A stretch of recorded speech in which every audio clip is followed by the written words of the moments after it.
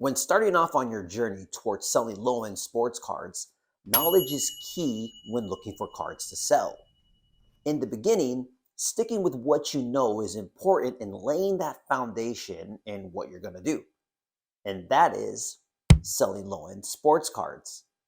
Whether it's ultra modern, vintage, wrestling, Pokemon, what you know is vital in being able to find deals that can net you some profit. For me, my bread and butter are basketball cards because that's what I collected when I was a kid.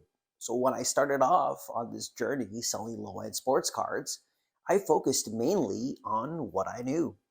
In particular, 90s basketball cards and the ultra modern. I started off by selling these types of cards first. And when I went to card shows, these were the types of cards I looked for. You see, focusing on what I knew helped me gain momentum and helped generate sales. And then from there, I continued to stay consistent by listing cards every day, starting off with those particular cards that I knew would sell.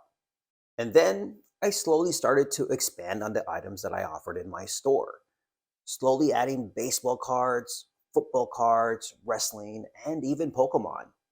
You see, expanding my store came from expanding my knowledge. As I bought more of these types of cards, I started to learn more about them. Which cards sold well? What players? What sets? This, in combination with paying attention to what the customers are buying, helped me get to where I am today. Now, I know I'm not making big money selling these types of cards. I mean, I'm still only doing this part time. But by using my knowledge and expanding on that knowledge, it's helped me run a successful eBay store based off of my own standards. Look, you know what you know.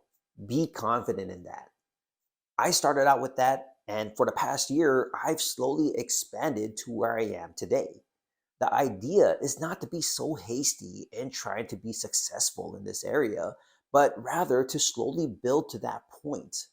Look, I'm nowhere near to where I want to be at yet, but I know in due time I will eventually get there. It's more about laying that foundation using the knowledge that we've been talking about this entire video. And if you want to know more about what types of cards I go look for when I'm sourcing, then you can check out this video right here in which I talk about just that.